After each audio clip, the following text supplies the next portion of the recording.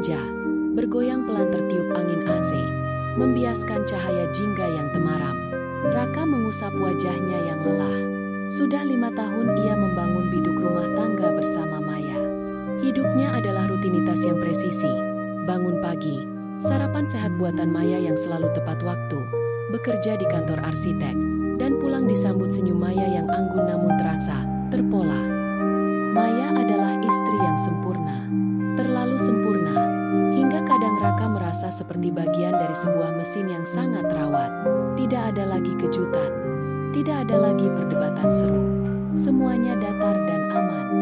Saat itulah, pintu kafe berdenting. Seorang wanita masuk dengan langkah ringan, membawa payung transparan yang masih basah. Ia mengenakan gaun bunga-bunga sederhana dengan syal tipis melilit lehernya. Namanya Mona.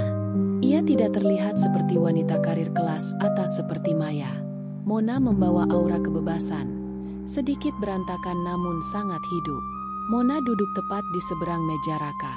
Ia tidak mengeluarkan laptop, melainkan sebuah buku catatan tua bersampul kulit dan sebuah pulpen kayu. Ia mulai mencoret-coret sesuatu dengan kening berkerut, sesekali menggigit ujung pulpennya.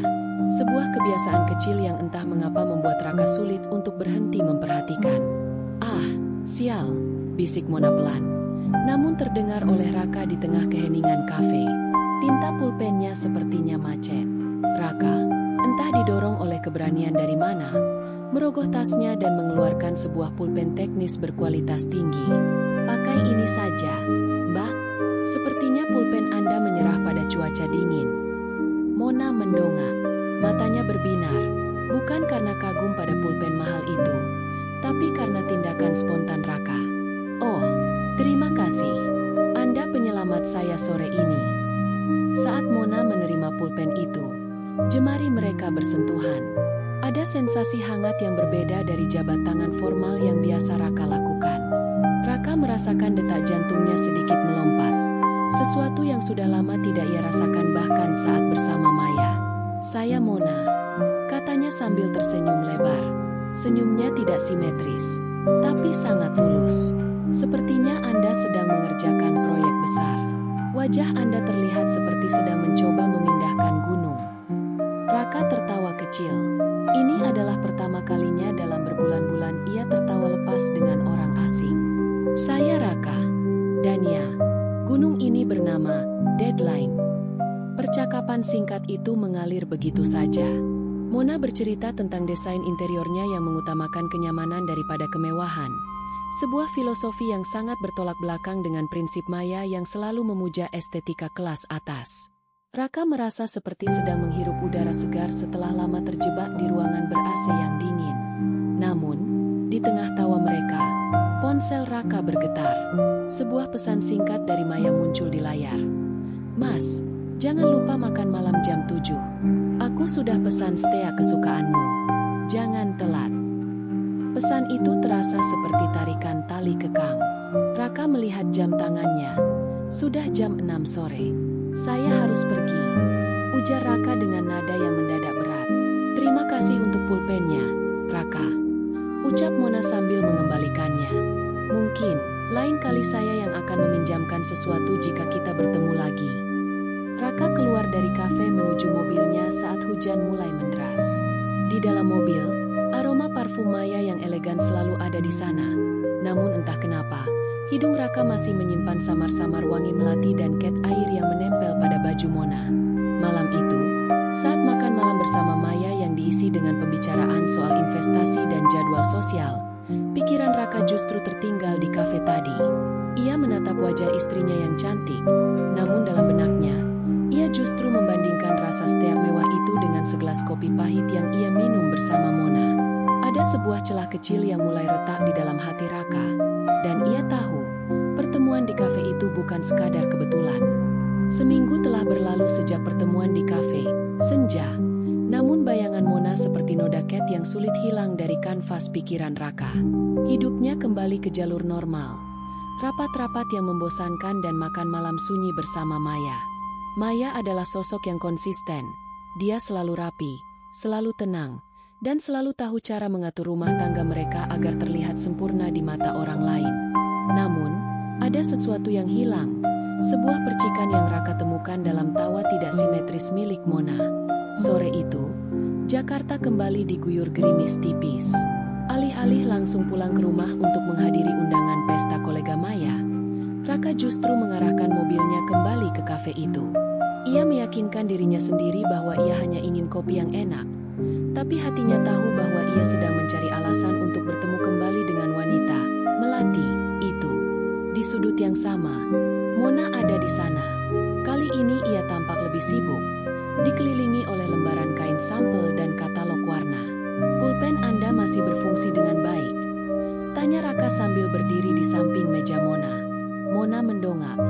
Matanya melebar sebelum berubah menjadi binar kegembiraan yang tulus. "Raka, si penyelamat deadline. Silakan duduk. Gunungmu sudah berhasil dipindahkan." Raka tertawa dan menarik kursi. Gunung itu selalu ada yang baru. Tapi sore ini, aku memutuskan untuk membiarkannya sebentar. Percakapan mereka kali ini jauh lebih dalam.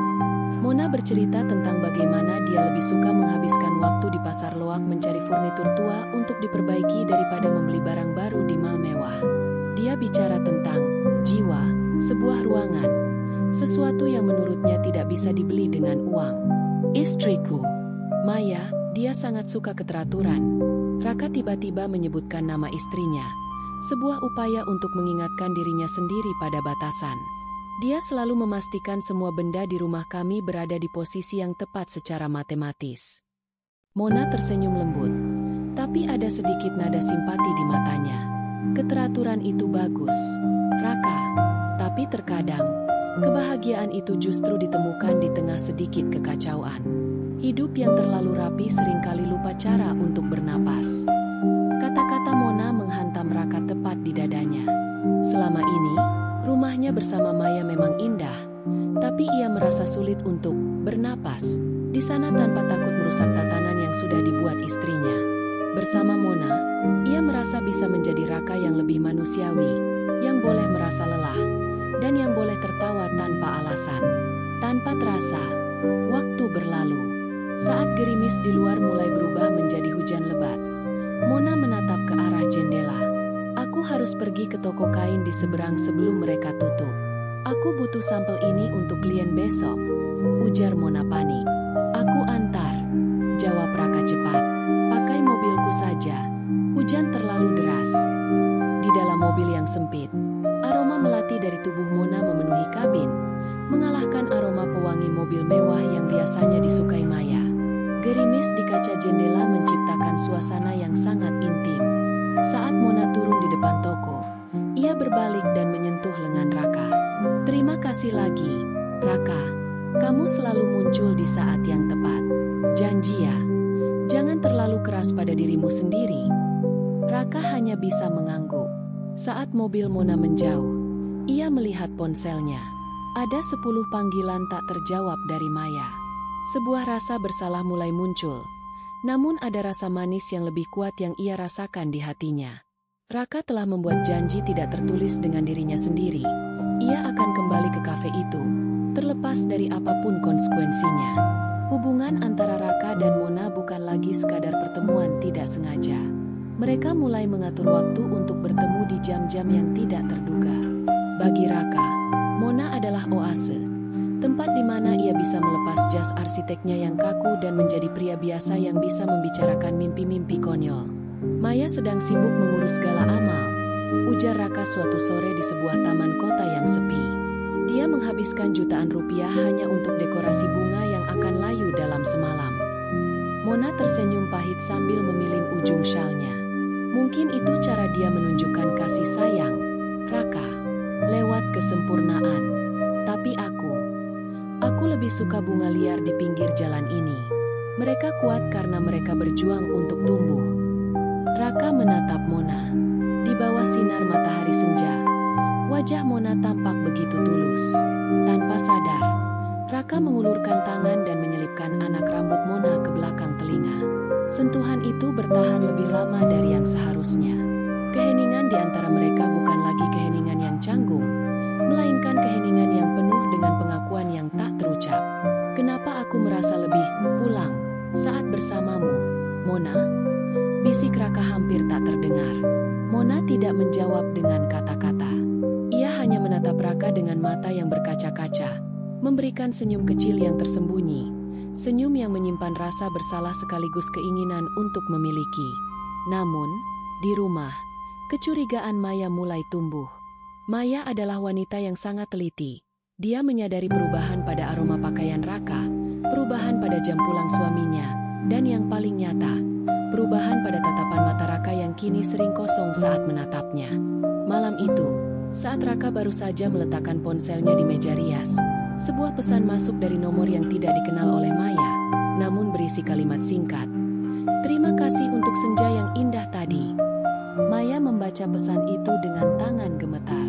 Ia tidak meledak marah.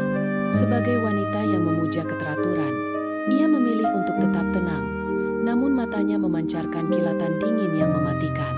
Ia melihat suaminya yang sedang mandi, lalu beralih menatap pantulan dirinya di cermin. "Kamu pikir kamu bisa merusak tatanan yang kubangun selama 5 tahun ini, Raka?" Gumam Maya pada dirinya sendiri. Kesempurnaan rumah tangga mereka kini hanyalah topeng tipis yang siap retak. Raka tidak menyadari bahwa senyum yang ia temukan pada Mona telah memicu badai yang siap menghancurkan segalanya. Malam itu, Jakarta diguyur hujan paling lebat sepanjang tahun. Petir menyambar, menerangi ruang tamu rumah Raka yang biasanya tertata sempurna namun kini terasa mencekam. Maya duduk di sofa tunggal, membelakangi lampu, menanti kepulangan suaminya dengan keanggunan yang menakutkan. Saat Raka masuk dengan langkah gontai dan baju yang sedikit basah, ia tidak disambut oleh senyum formal atau pertanyaan tentang pekerjaannya. Maya hanya meletakkan ponsel Raka di atas meja kaca. Layarnya masih menyala, menampilkan pesan dari Mona. "Siapa Mona?" Suara Maya sangat tenang, namun ketenangannya justru lebih menyakitkan daripada teriakan. Raka membeku. Jantungnya berdegup kencang, menghantam dadanya seperti palu. Dia hanya rekan kerja, Maya, seorang desainer interior. Rekan kerja tidak mengirim ucapan terima kasih untuk senja yang indah, Raka. Maya berdiri, melangkah mendekat. 5 tahun aku menjaga rumah ini agar selalu sempurna untukmu. Aku memastikan setiap detail hidupmu teratur. Apakah itu belum cukup? Raka menarik napas panjang. Rasa sesak yang selama ini ia pendam akhirnya pecah. Justru itu masalahnya, Maya. Semuanya terlalu sempurna. Aku merasa seperti pajangan di rumahku sendiri. Bersama Mona, aku merasa bisa bernapas. Aku merasa dihargai bukan karena karirku atau ketampananku, tapi karena diriku yang berantakan. Plak, satu tamparan mendarat di pipi Raka. Air mata Maya akhirnya luruh, merusak riasan wajahnya yang biasanya tak bercelah. "Kamu menyebut pengkhianatan ini sebagai napas? Kamu menghancurkan pernikahan kita demi seorang wanita yang bahkan tidak tahu bagaimana cara merawatmu seperti aku." Di saat yang sama, ponsel Raka berdering. Itu telepon dari Mona. Dalam kepanikan dan emosi yang meluap, Raka mengangkatnya di depan Maya. "Raka, aku merasa tidak enak badan. Aku merasa ada seseorang yang mengikutiku sejak keluar dari kafe tadi." Suara Mona di seberang telepon terdengar gemetar dan ketakutan. Raka menatap Maya dengan tatapan ngeri. Maya hanya tersenyum dingin, sebuah senyuman yang belum pernah Raka lihat sebelumnya. "Pergilah, Raka," bisik Maya. "Pergi temui dia. Tapi ingat, saat kamu melangkah keluar dari pintu ini, jangan pernah berharap bisa kembali ke kesempurnaan yang kamu benci ini." Tanpa berpikir panjang, didorong oleh rasa khawatir pada Mona dan keinginan untuk lari dari tekanan Maya, Raka menyambar kunci mobilnya. Ia berlari menembus badai, meninggalkan istrinya yang jatuh terduduk di lantai ruang tamu yang dingin. Raka memacu mobilnya dengan liar menuju apartemen Mona. Namun, di tengah jalan, sebuah truk besar kehilangan kendali karena jalanan yang licin. Cahaya lampu truk itu membutakan mata Raka. Dalam detik-detik yang terasa melambat, Raka menyadari bahwa pilihan yang ia ambil malam ini mungkin adalah pilihan terakhir dalam hidupnya. Suara decit ban yang memekakan telinga diikuti oleh hantaman logam yang memuakan menjadi suara terakhir yang didengar Raka sebelum segalanya menjadi gelap. 3 hari kemudian, Raka terbangun di sebuah ruangan serba putih yang berbau antiseptik. Tubuhnya terasa remuk, dan kaki kirinya harus digips total. Saat matanya mulai fokus, ia berharap melihat wajah Mona yang cemas menantinya. Namun, yang duduk di samping tempat tidurnya adalah Maya. Maya tampil seperti biasanya. Rambut tersisir rapi, pakaian yang serasi, tanpa ada setetes air mata pun yang terlihat. Ia sedang mengupas buah apel dengan sangat presisi. "Kamu sudah sadar?" ujar Maya datar, tanpa mengalihkan pandangan dari buah di tangannya. "Mona, mana Mona?" Suara Raka serak dan lemah. Maya berhenti mengupas. Ia menatap Raka dengan tatapan yang sulit diartikan, setengah kasihan, setengah jijik. "Wanita itu tidak pernah datang, Raka. Aku menghubunginya saat kamu di ruang operasi. Begitu dia tahu kamu mengalami kecelakaan hebat dan kemungkinan akan cacat permanen, serta kehilangan posisi di firma arsitekmu karena skandal ini, dia menghilang." Raka terdiam. Dunianya seolah runtuh untuk kedua kalinya. Tidak mungkin. Dia berbeda. Dia mencintai udara segar yang kamu bawa, Raka. Tapi dia tidak siap menghirup debu dari kehancuranmu. Lanjut Maya sambil meletakkan potongan apel di piring. Dia hanyalah selingan yang manis, tapi dia tidak punya akar untuk menopangmu saat badai datang. Raka memejamkan mata. Rasa sakit di hatinya jauh lebih hebat daripada luka di tubuhnya. Ia menyadari betapa bodohnya ia menukar komitmen 5 tahun dengan kenyamanan sesaat yang rapuh. Mona adalah pelarian, tapi Maya adalah kenyataan. "Lalu kenapa kamu masih di sini, Maya?" tanya Raka lirih. "Setelah semua yang kukatakan, setelah aku mengkhianatimu." Maya berdiri, merapikan tas mahalnya, dan menatap Raka untuk terakhir kalinya.